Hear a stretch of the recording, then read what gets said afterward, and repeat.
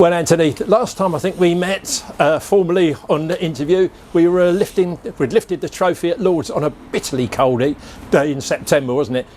It ain't too much warmer now, is it, as we head towards the end of March? No, I said it's a pretty similar day actually. Probably a little bit more rain, but still freezing cold. So normally a signal of the start of the cricketing year when it's this cold. What's been happening in the meantime from end of September until now? Because it's been, I guess, a really different winter of preparation, hasn't it? Yeah, like most people in the country, it's been tough for everyone. You know, we're used to, the guys going abroad and playing and getting ready for our season, which starts in April. We're normally in the indoor school and getting ready for a trip abroad for our own pre-season, normally in Abu Dhabi. So very different. The guys have had to follow the rules like everyone else.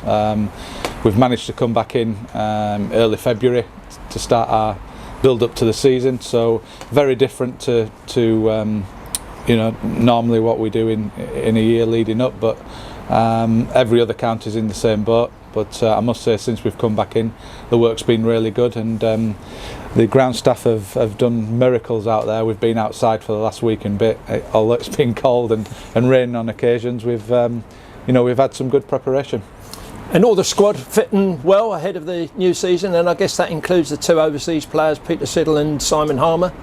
Yeah, everyone's good. I mean, we've only been in a full group this week. We've been in ones and twos, and then groups of sevens. So it's been very different. But touch wood, no injuries. Mentioned our two overseas players this year. Harmy's obviously gone from a local player now to overseas, so he'll take one of them spots, and it'll be great to have Peter Siddle back as well. He obviously couldn't come over for COVID reasons last year, but he's very much looking forward to joining up with the team, and when he gets over, we know what he can do, and very much looking forward to having him for a full season with Essex. Well, we under too much sort of contractual agreement with Harmy's change of status from Colpack to overseas?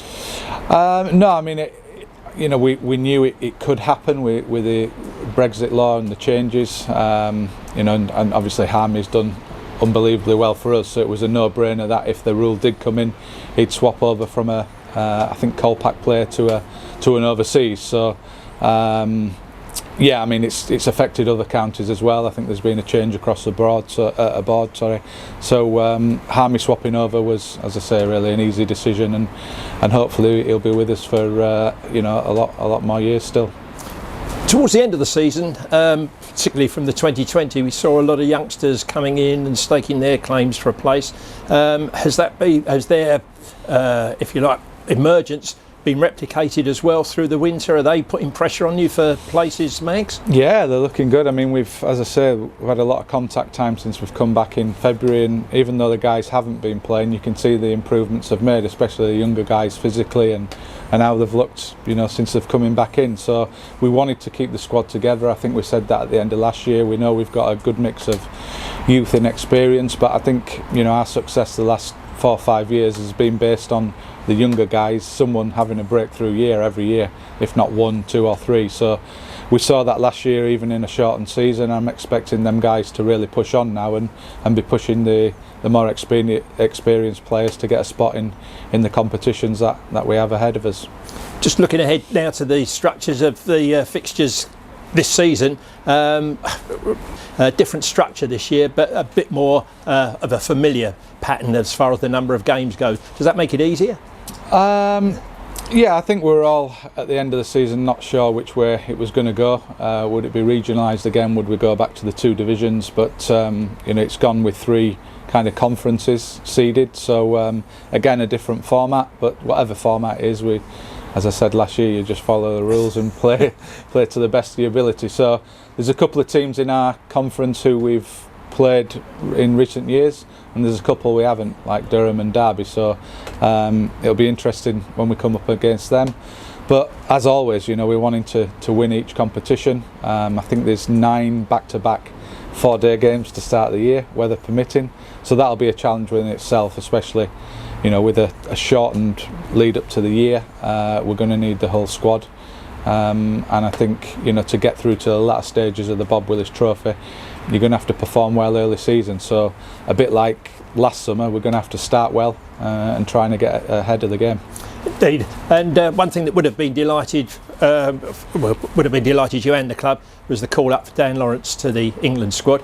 Might put a bit of pressure on places if he maintains that and is away during the summer. But you have got lots of potential amongst the younger players, haven't you, to fill that spot? Yeah, we saw it last year. You know, when Dan wasn't around, and we made a couple of changes in the batting lineup. So, you know, we feel that we've got enough cover, and I think it's exciting as well. You know, we want to win trophies here at Essex, but we want our players to go on and play international cricket. It's great for the individual, but great for the club as well. You know, immensely proud of Dan this winter. So when someone leaves us and goes, you know, like Tom Wesley has done in recent years, and Dan Lawrence, it gives someone else an opportunity to show what they can do. So I'm confident if that does happen, and hopefully it does, we've got the cover to you know, keep our progress going. And the two white ball competitions, the T20 and the Royal London Cup, I guess although we won the T20, still remains a little bit of a challenge for you, doesn't it? Just to, if you like, the squad justify the ability they show on paper without really being able to replicate it on the pitch consistently. I think that's the word, consistently. There's no doubt we can do it. We did it 2 years ago and won the trophy. But where we've been ultra consistent in the red ball, we haven't hit them heights in the T20 especially. So we're, again, you know, we're wanting to solve that. We're wanting to be better. I think our home record has been poor in T20, and I think we want to address that, because I think you've seen with the home record in Championship cricket, that's been the cornerstone really of our success. So we really want to target our home form in T20 in particular. And the return of the 50 over, I think it's a competition the players all enjoy, even though it's played alongside the 100. We'll be taking it, you know, seriously. We'll be putting out our best team, and as always with 3 trophies up for grab, or 4 if you count the Bob Willis Trophy. You know, we feel as we've got a squad to compete equally on all 4 fronts, so we'll be hoping to do that.